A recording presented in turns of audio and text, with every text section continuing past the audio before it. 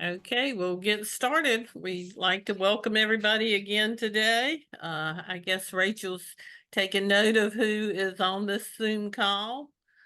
I think we've all seen each other and are familiar with each other. We're really pleased today to not only be able to have our Zoom meeting, but to have uh, Andy Jackson, who will give us a little talk today about redistricting. He's from the John Locke Foundation, and we're really pleased that you've agreed to do this and take all the time you want. Well, I am going to try to keep it. I'm going to try to keep my opening part down to 6 minutes because I know we do have a long meeting today. And I was told I have about 10 minutes altogether, so that'll leave us about now 3.5 minutes for Q&A, which will not cover this topic at all. I am just going to go do a quick overview of the report we gave. I did put a link up in the chat, so if anybody wants to open that, you can look at it as they go along.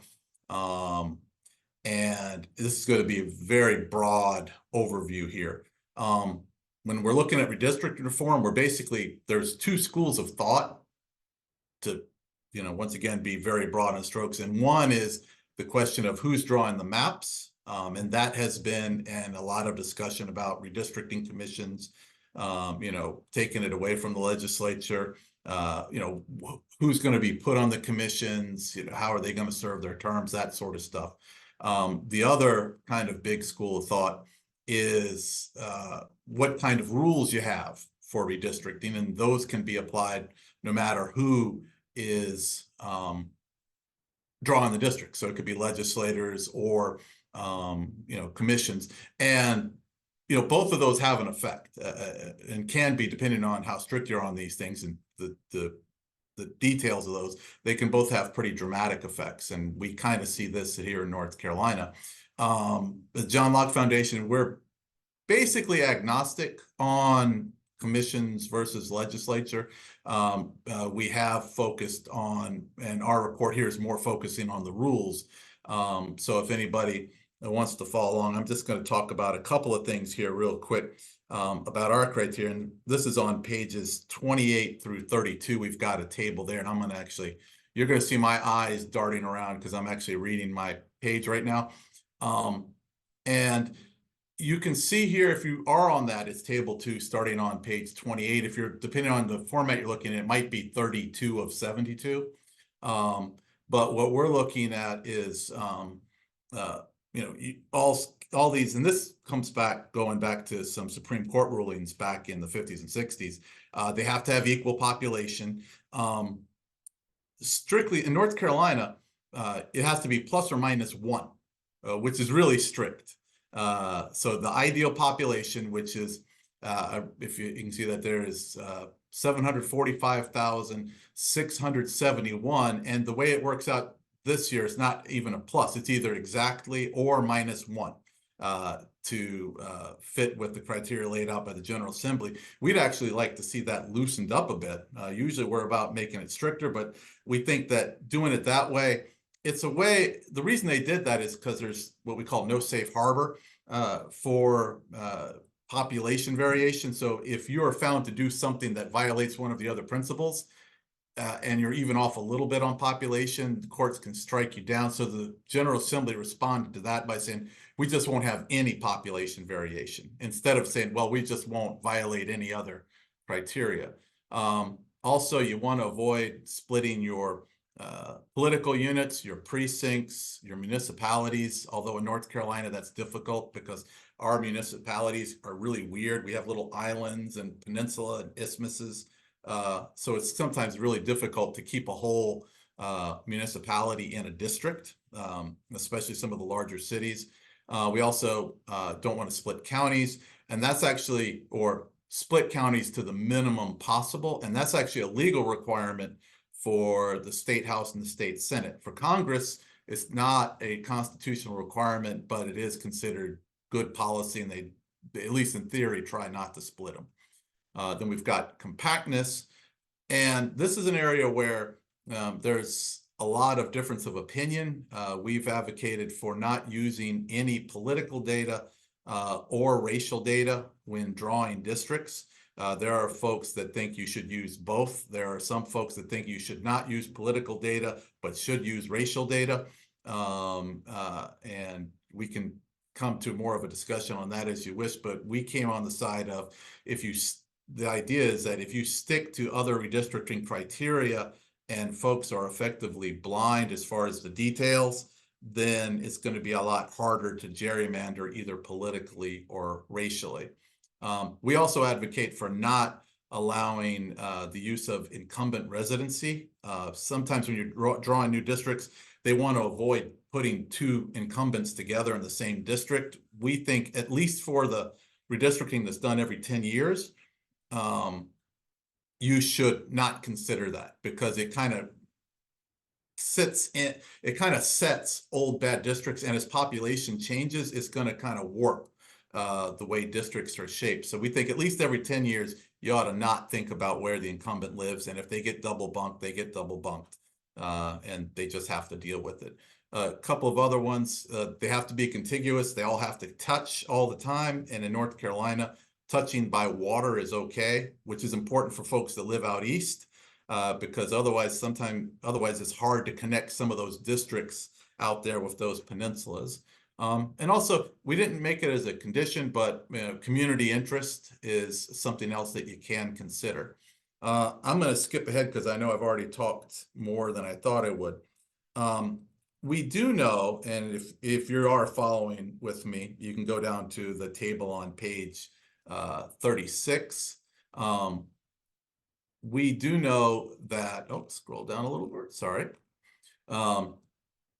We found out from a couple of experts, Jawei Chen and Daniel Magably, they were expert witnesses in Harper v. Hall, the redistricting case that took place ahead of the last round. This is the one that got reversed by the North Carolina Supreme Court last year. They found that if you were drawing districts not using any political data or considerations, they just had their computers go by head counts and consider some of these other geography items like not splitting counties, you'd normally get on the congressional level a 9-5 or an 8-6 Republican leaning map. And that's for a couple of reasons. One, North Carolina, depending on the races, there is a slight advantage for Republicans in the state. It's about a 2.8% advantage, depending on what races you're looking at. And also, Republicans tend to be a little more spread out evenly across the state, so there's a slight geographic advantage as well. And we also looked at the Senate, and we expect that on the Senate, Republicans using neutral criteria, and once again, these were experts for the plaintiffs in that case that were suing against gerrymandering, somewhere between a 27-23 or a 29-21, 28-22, obviously also. So we conducted experiments using some students from NC State, and we discovered that, and we gave them pizza. We also paid them a little bit, so I guess most of them were happy. We had 15 students come in. It turns out that 8 of them were able to finish at least one map. We had them over 2 days over the weekend. Most of them, if you could look, and if you're following me again, and this will be my last thing, and I will open it back up. If you can go down to where page 39 is and another chart on page 40, we had 4 maps. 3 of the 4 had an 8-6 Republican split, which was in the expected range if you were being politically neutral. But we had one student, very ambitious young person. I don't know if it's him or her at this point, because they've anatomized. I mean, they're we don't know who they are at this point. We just assign them numbers. But that student drew a 10-4. But what's different between that 10-4 and the 10-4 that we have now is that all of the close districts, the districts that could kind of go the other way, are on the Republican side. So if Democrats have a good year, it would be a 7-7 split. Whereas right now, if Democrats have a good year, it's 10-4. If Republicans have a good year, it's going to be 11-3. We had a similar thing on the page, whatever that page is, 37. all of the Senate districts are basically in the expected range. So we think if we could get the General Assembly to agree to kind of tightening the rules, we'd get better results. But the issue that you always have with this is trying to get the General Assembly to agree to give themselves less power than they have. Now, we do know that it can work because if you look at the difference between the state Senate map, in the current map, Republicans are advantaged in about 60% of the districts. In congressional districts, it's over 70% because they don't have what we call the Stevenson criteria, where they really have to be restricted on how much freedom they have in drawing some of the districts. So we think if there's a way to try to convince folks to go along with this, we could probably see better results. It's not guaranteed. It's also not guaranteed of commissions, and Michigan's commission just got successfully sued for violating the Voting Rights Act last December. So this is what we've laid out as something that we hope we could try to get some pressure ahead of the next round of redistricting, which, depending on how things go, will be 2030. And that's all my semi-prep that I have. I know there's questions out there, so anybody have a question they'd like to ask Andy?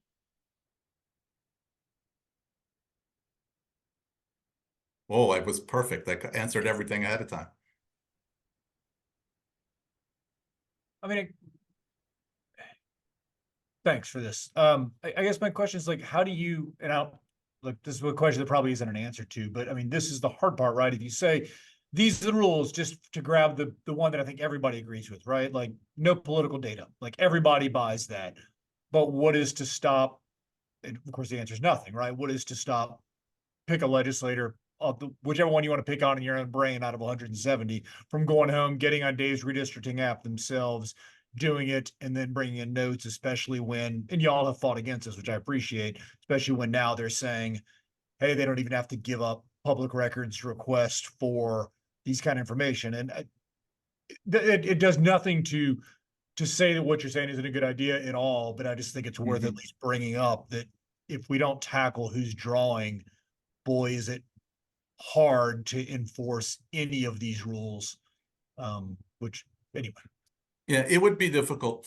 One thing we would like to do, and this is something we didn't have in this particular report, but we've supported in the past, is having the actual drawing of districts be on computers that are only accessible in session. So once again, folks, and we have it's not there's evidence, but we have a strong suspicion that folks were going offline, consulting their advisors, and then coming back into the room and redrawing districts. So yeah, in the end, if folks are going to do that, so one, have more openness on the drawing of the maps themselves ahead of the vote, and two, we are advocating, we're going to come out more on this later, but we are advocating for the more openness as far as public records requests, reopening all of that stuff that the legislature had shut off right before redistricting as part of the budget, so that they would be required to give up their records that are pertaining to public work, and that would include redistricting. So yeah, we'd like to do that, but yeah, there is really not 100% sure way to do that, certainly on political data. I'm hoping, at least on the racial data, that's become enough of a third rail that they'd be afraid to touch it. After we had Harper v. Lewis a few years back, that they wouldn't even want to have it in a file someplace. But if people think they can get an advantage out of doing something, they are going to do it. That is true. Right. And there's no reason to not enact any of this. So it's not to say that at all. And I love, just for the record too, I think your point on loosening up the exact number of representation is so key. And I don't think enough people recognize that locking it in within a single voter, it's a real problem. So I totally applaud y'all for bringing that up. And so many of these too, like, just for the people who don't think about this stuff all day, there's this the NCSL, which is the National Conference of State Legislatures, it's called the Red Book, but it's sort of the Bible of redistricting. And they have these traditional redistricting criteria. And what Andy's laying out, a lot of these are following traditional redistricting criteria. So there's a whole lot of backup to this too. I'll shut up now. Well, I've even heard rumors that if they didn't like a certain legislator, they would make sure that his district would get rid of him. I suspect, Marcus, I suspect, is that her name? In north of Charlotte, I suspect that's what happened to her. She got redrawn into a district that is northern Mecklenburg and Iredell County. And if you're in the northern Mecklenburg area and you get drawn in with Iredell, you can't draw a district that a Democrat can win in. That's always going to be a Republican leaning district. I don't have any proof of that. I just suspect that's what happened. Any other questions? Well, I went on camera to chime in because I'm not the coach for the committee, but Chris is a great coach. But I wanted to just give you all perspective on where your committee needs to go with the whole question. So Andy has written an amazing report.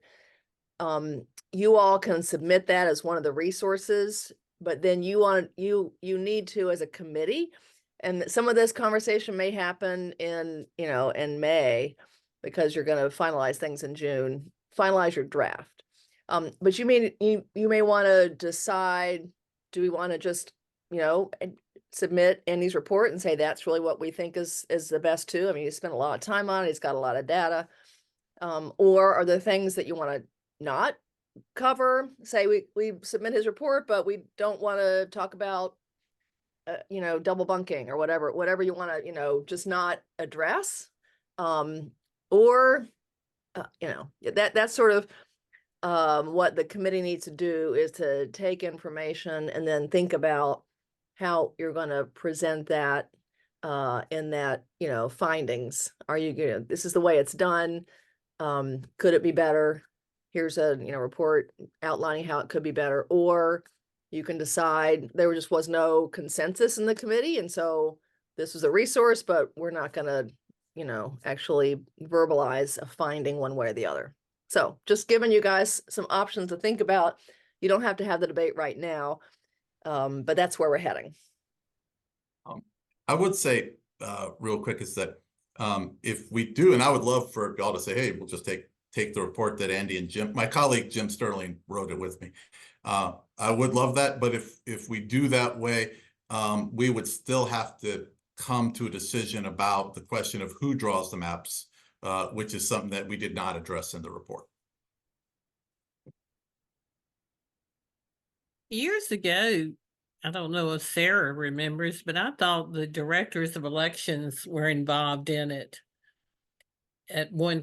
Years ago, they were. I don't remember that. And I guess that was more for party lines than anything else. Any other concerns or questions? Y'all want to address the issue of who should be drawing the maps now, or think about it, or? Chris, you have any? I mean, my gut is so the next part of the agenda, right? We sort of have these basic topics. And so my gut is maybe let's try to just figure out who wants to sort of take the lead on each of these components. And then ideally next meeting, we could be able to, so whoever grabs the gerrymandering piece, next meeting could have some suggestions, not this is the final or anything, but I've been doing a little bit of work. I've been doing some thinking over the last few weeks, and here's kind of how I think we might want to proceed, and having a little research there. But it's y'all's committee. I'm just here speaking too much. No, you're not. Any other suggestions?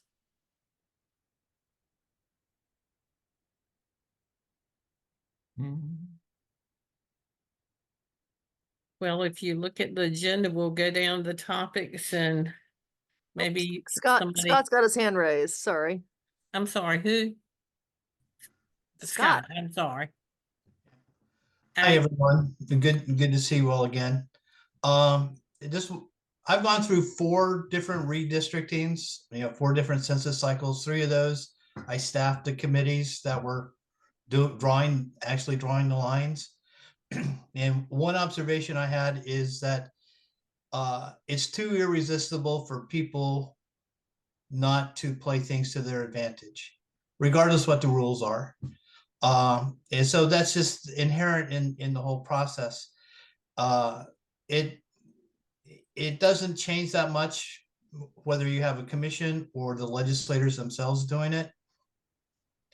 But the one thing that I did see between working both with commissions and legislators is the amount of transparency has an impact. And you tend to get a little bit more transparency with a commission kind of format. So rather than focus on who draws the lines, and I think Andy referred to transparency many times during his presentation, because that's really a pretty strong political issue to try to take power away from the legislature drawing their own lines. But focusing on transparency and identifying measures that would at least expose or make visible, self-serving behavior and drawing lines, rather than trying to ban it and prohibit it. So I guess my suggestion is look at what you think would be good transparency efforts, regardless who draws the lines, and maybe key in on that a little bit more than who's driving the mouse. Because anybody can, the software and census data is widely available to almost anyone. And students and just people off the street can make up their own maps. So just focus on transparency, I guess, or consider focusing on transparency is, I guess, one thing I would throw out there for you guys to consider. Thank you. If we look at the set of the final topics that we've been discussing, and I think one of the main ones has been unaffiliated candidates, the difficulty they face in trying to get on the ballot, the requirements, just a combination of things because of so many unaffiliated voters here in the state now. How would you think we should address that, Chris? I mean, to me, the key is for somebody, and I'm happy to be part of this, just to go in and do a little digging and figure out how other states are handling this, right? And so that's where that NCSL that I mentioned before, they do a lot of, I think Andy will probably second this. They have a lot of just nice, clean, easy to find tables that say like whatever law, like I'll give you a different example that I knows right there. Like what day do our mail ballots due? Like they've got a table that has all 50 states. Here's the day it's due. And so for unaffiliated candidates, they have similar things. So, I mean, to me, the question there is, do we want to make ballot access for them easier? Do we think that if we make it too easy, it will be too unwieldy, right? That's sort of the knock against unaffiliated. Making it ballot access easier is you could end up with a ballot with all of a sudden Sarah's trying to figure out how to get 30 candidates for each office on a ballot and, worried about that. So I think we probably need to spend a little bit of time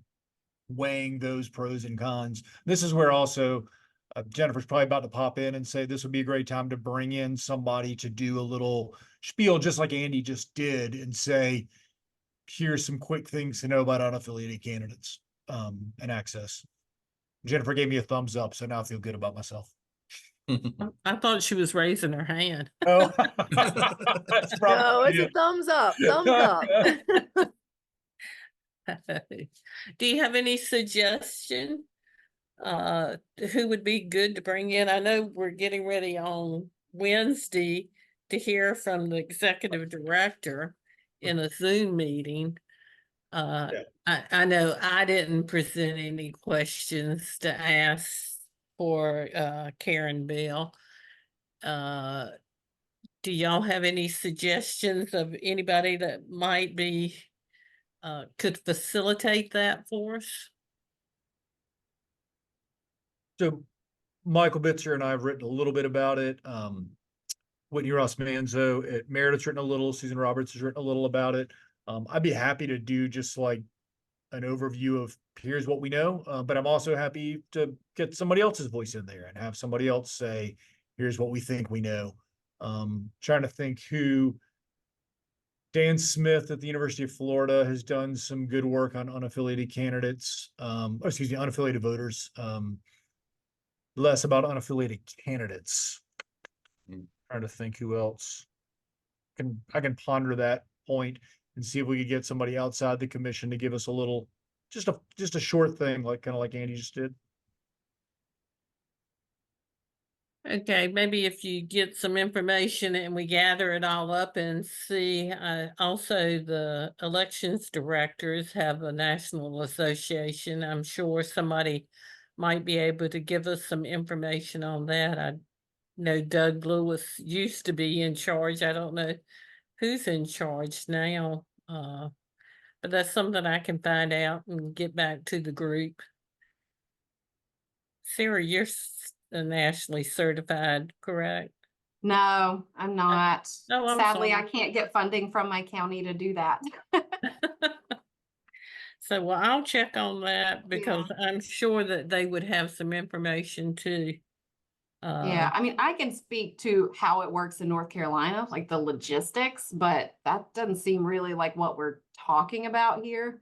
It's more how should it be and how are other people doing it? So, But I think the implementation piece, at least from my perspective, is so important. Like, it's one thing to say, like, we can tell you right now, this is what will increase ballot access for unaffiliated candidates. But I think we need somebody to say, put on the brakes. We can't have every Yahoo on the ballot because here's the problems that it creates for local boards.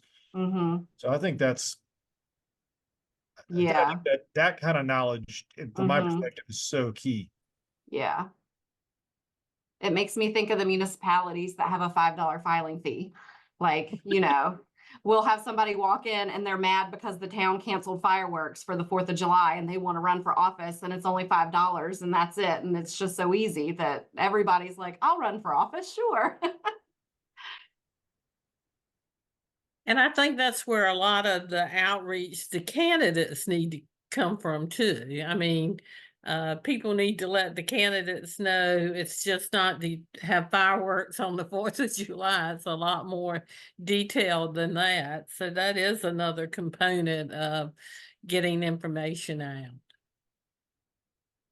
And I have a connection with people in other states that serve on their like local level election official association, whatever that looks like, through the Election Assistance Commission.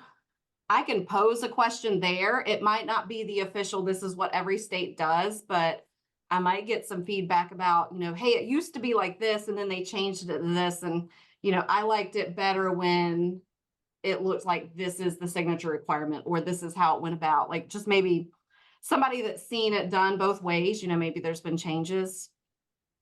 Yeah, the pros and cons of not So all I'll changes put are feelers good. out there and see what I can get. Okay. Anybody else have any other suggestions? Well, the other thing to remember is that part of we do want people to know how it's done now. So, and I think the case that I think it was Caroline who brought up the school board member and how difficult that was as an anecdote, as to how it's done now is a really interesting example of maybe things could be a little bit easier. And again, this committee will have to decide how much easier.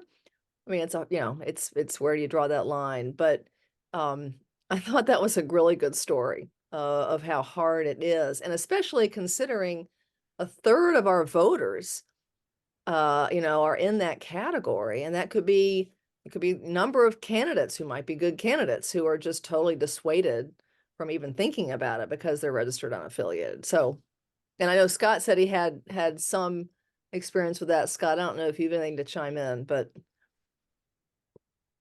Yes, well, the whole question of easing access for unaffiliated candidates to partisan office is a partisan question itself. So the rules are what they are in most places because the parties don't want people outside the party running because they lose control of selecting or vetting who the candidates are. So you have to keep that reality in mind. But in terms of administrative burden, uh, one of the very first elections I did in California was in 2003, is a gubernatorial recall election. And the Secretary of State decided to use the independent candidate rules rather than the partisan candidate rules for people to get on the ballot. I had 127 candidates for governor on the ballot. Front and back of the ballot was covered with them. It was a pain, but it was doable. And the outcome was credible. We had one candidate, of course, everybody knows the governor, Arnold Schwarzenegger won that election. But the question of how much value you should attach to promoting unaffiliated candidates should not be outweighed by administrative challenges in making it happen.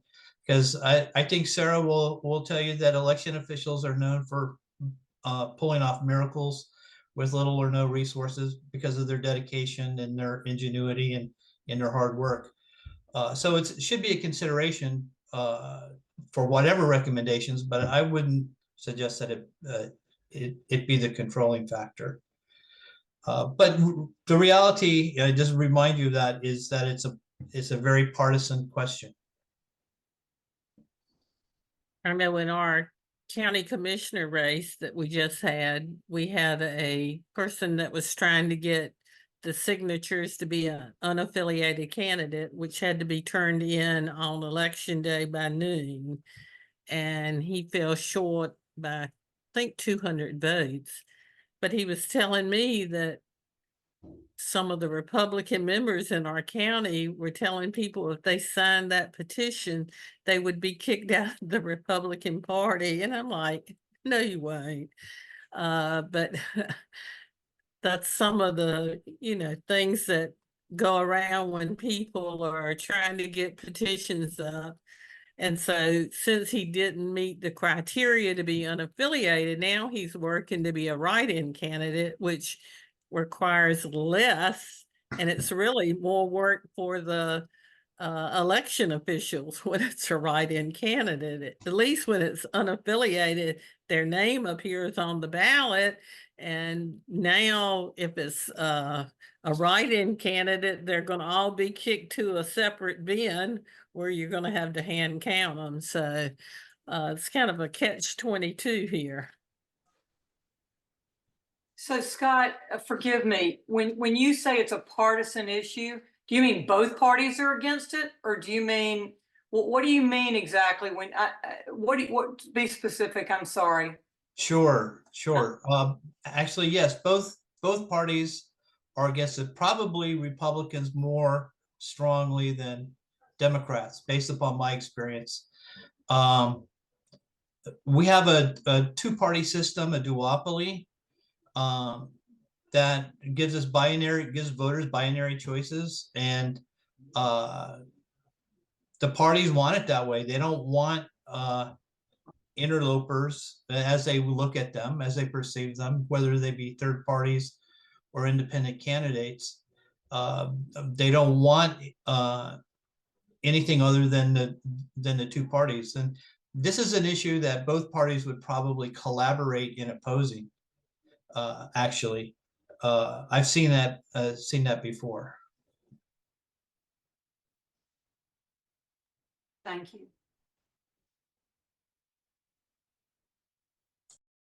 I'll add one thing real quick, on that one. If the goal is to, I mean, we have two possible goals. One is to give unaffiliated candidates access to the ballot. That, and there's some things we could do to that. Another separate question is, do you want to have unaffiliated candidates have a realistic chance of winning elections, which is a separate category. I mean, we have very few laws in political science, but one of our laws that we do have, and I mispronounced the guy's name, so I'll never say it. Maybe Chris can help me here. He's a French guy. Yeah, Duverger. I always say Duverger. Duverger's law. We have a single member district first past the post system, which whoever gets the most votes wins. And in the system that we have, it's almost inevitable, with maybe some regional variations, it's almost inevitable that you're going to have two parties. If you don't have two parties in the first election a country has, eventually you'll develop into two parties, because that whole thing about being spoilers and whatnot in that system. So if we want to address that, then that's going to be a whole separate question. I don't know if we want to address that or not, or if we just want to focus on ballot access.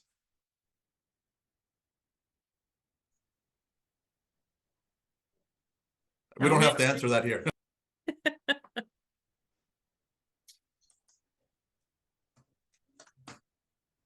And I think it's important to note that unaffiliated candidates, so I had one that met the signature requirement to be an unaffiliated candidate. He's a registered Democrat. The Democratic Party in my county pushed for his getting those signatures because he missed the filing deadline. So it's not always that it's truly an unaffiliated candidate. I know the way that the law is written in the state, it's that you're running independent of the party, but a lot of the times, the few times that I've seen a successful unaffiliated petition campaign, both times there was a party backing that petition because they didn't have somebody file during the filing period.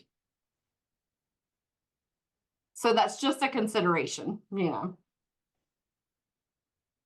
I personally think it should be easier for unaffiliated candidates to be on the ballot, especially with the number of unaffiliated candidates who are now in the state. So that's something we'll certainly address and try to get some data on.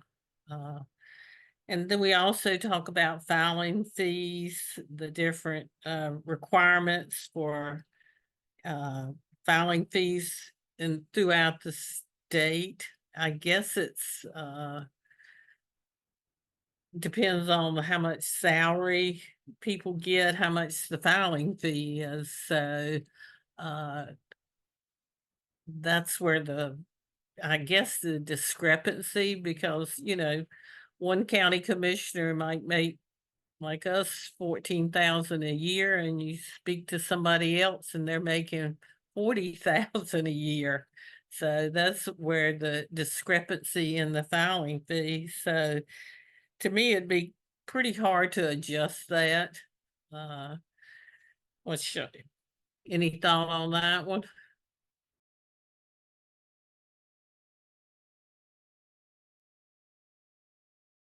I think it'd be helpful if we just researched it, even if you come back next time and say, all right, the average filing fee.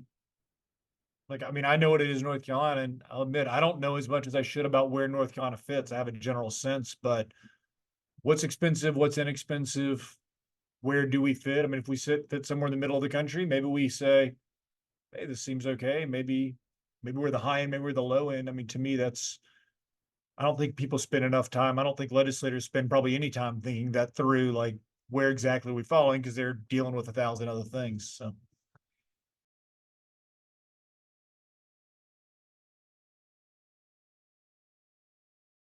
Okay, well, we'll see if we can't get some information on the filing fees throughout the country. Does anybody want to? I'll be glad to look into that. Okay. Okay.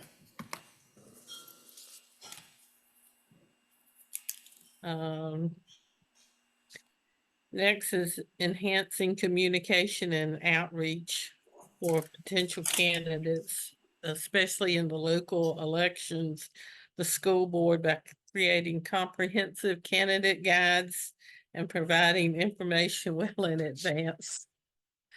That one's, I feel personally, there's just not enough information out there for people when they run for office.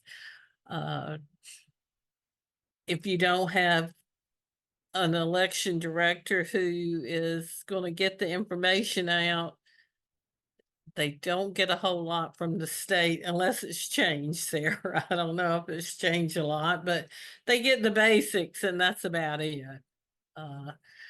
And so many candidates aren't even aware of what their duties and responsibilities are. And our past election, the guy that won said, well, I only have 2 meetings a month. I'm like, boy, are you in for a surprise. So people need to be more aware of what's going on. And I know throughout the state with the elections just ending up this month, several county commissioners were not reelected who were incumbents. And people said, well, I thought I had to vote for you in November. I didn't realize that you weren't the nominee for the primary. So there's so much information that needs to be out to the public that it's just surprising how little information and how ill-informed a lot of the voters are. I think we had like 20, I think it was around 23% voting population in the primary. And in our county, when the commissioners move on for the November election, there's only one candidate that has opposition in the other party. So we do need to get more information out to the voters. I think voter education, and I don't know if it needs to start in the schools. Used to we had a lot of student involvement. I don't know if they still have that or not. But if you don't start the young people at an early age being involved, they're certainly not going to be involved when they get older. And I just feel like that there needs to be more outreach and information shared, and that makes people participate a whole lot more. I will say in Cumberland County, for the first time, they did a school kids. I think it's 6 through 12 could design the "I voted" sticker, and they're having people. You can vote online. Voting's still open, but I thought that was a really good way to sort of get schools involved in some way. So it's down to the last 4 designs.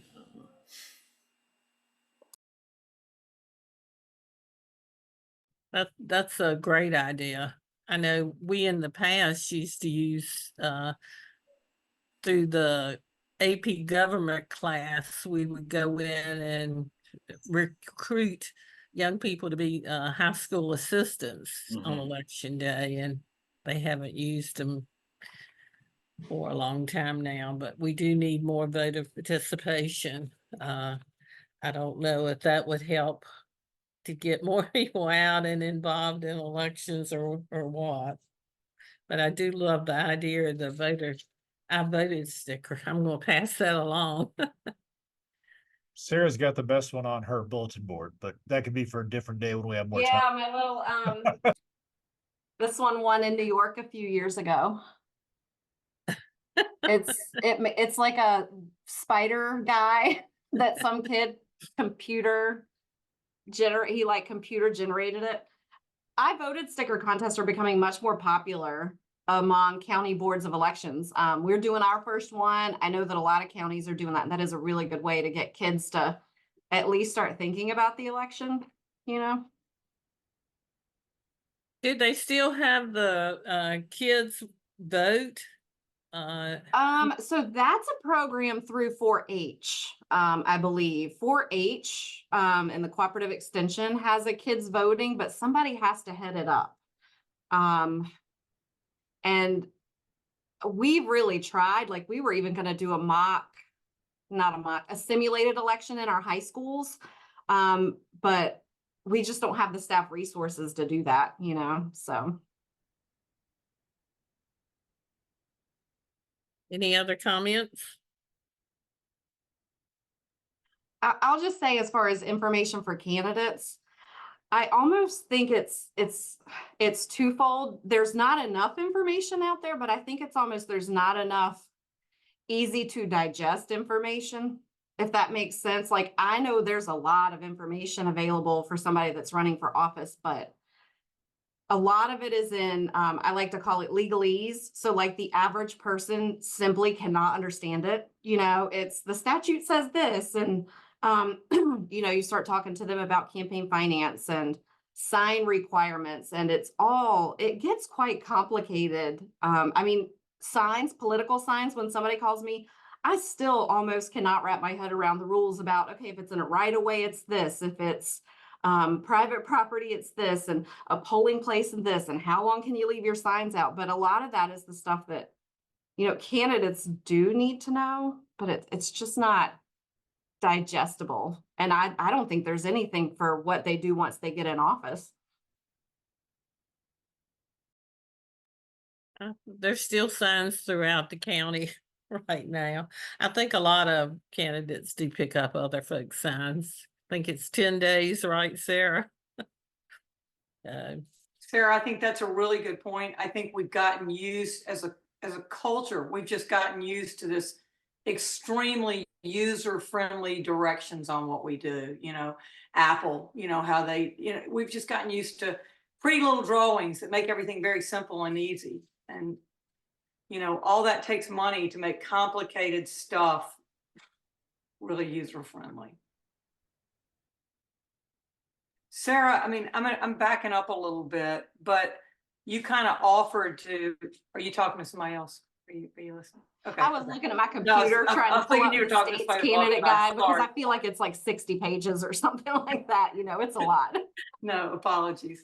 I mean, it would be helpful. I feel like I'm way, way behind everybody else in this group, but it would be helpful for me if you kind of offered earlier, and I didn't know if anybody really tagged onto that you could kind of tell, like, I'm going way back to, unaffiliated, how it's done in North Carolina, and you'd find out how it's done in some other states.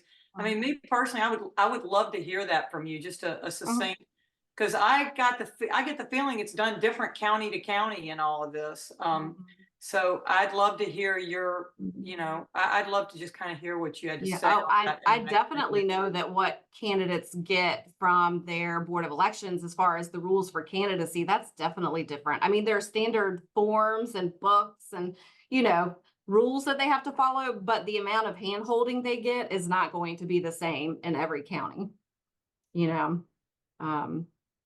And Sarah, not the same rules for unaffiliated, for if they're going for school board or if they're going for county commission. Doesn't that vary county to county? It would be uniform, but the signature requirements would vary based on the population of that county. So like if it's county commissioner, it's, I think, 4% of the registered voters. So that's going to look a lot different in a county with 50,000 registered voters versus 250,000 registered voters. Okay, but across the state, because I misunderstood this in our last meeting, across the state, if you're running for school board and you're unaffiliated, you've got to get 4% of the votes, no matter where you are. Well, it depends if the school board election is partisan or not partisan, because I know there are some that are elected on a partisan basis, and that's how ours are. Ours are treated just like county commissioners, so I can't wrap my head around those that do it on a nonpartisan basis. So it would depend on the type of election those school boards are having. Ours is nonpartisan, so they file at the same time everybody else files, but they do not appear on the ballot until November. Okay. Our county commissioners are elected different than certain county commissioners. We vote countywide. Everybody in our county votes for the 7-member board. Other counties, you have to live in we have to live in a certain district to run, but then everybody in the county votes for us. some county commissioners, they would just be in a district to run and only people in that district get to Mhm. vote for them. Yeah. So there's different ways to vote. In Mm. North Carolina's 1,000 different ways to. Wow. Yeah. uh, Mm. That's interesting. Yeah. So I don't know what it would be. Like here, it would be 4% of the registered voters if someone wanted to run for school board unaffiliated. But it might be different somewhere else if they're elected by district or, yeah. Maybe that's the table we need. I think if they're elected by districts, it's 4% of the district as of Uh-huh. January 1 of Mhm. that year. So, but Yeah. that's something we can kind I of just- gather information and I'll come back and. I just dropped in the chat the table that I think gets you kind of where you wanted Yeah. to go, but it's like I just finished this book on North Carolina politics and I make some joke in it. It's like the user-friendly guide for the state board of elections is, I forget what it is. It's like 26 pages or something. It's and to Sarah's point, it's crazy. Yeah. That table gets you a long way there. Yeah. You have that purple cover, don't you, Chris? Is that your book? I do, yeah, yeah. So I like that. Look That's for it really coming. eye-catching. Yeah. thank you. Yeah. Look for it coming this fall. Okay. Cheap Look for copy. the purple cover, y'all. That's right. That'll be one of the resources on the resource list for the commission. Good. Well, I think it's getting close to 5 o'clock, so we'll all try to start gathering up our information that we'll come back in April, and then we'll try to formulate what we're gonna present in May. Mhm. So if everybody will come back and, if you can, don't forget Wednesday at 11:30, the Zoom meeting with the executive director of the State Board of Elections. I don't know if anybody sent her any questions, but I'm sure whatever she's gonna say is gonna be interesting. Uh, I think everything went all pretty well. I know we were probably one of the last counties to report in the state of North You Carolina. weren't the last. I think that was Pender, bless their hearts. I bet she'll have something already prepared because the Wednesday happens to be the day after their canvass when I'm sure she's going to report a lot to the state board before they canvass the primary. So hopefully she's had a minute if you guys did send questions to read them. Does anybody else have anything? Well, Andy, we thank you for giving us your report today. It was very interesting, and I think we're all in agreement that we're going to certainly use it. And somebody has their hand up, or is that a thumbs up? No, it was meant to be a clapping of hands, but I think I put the hand up instead. Thanks, Andy.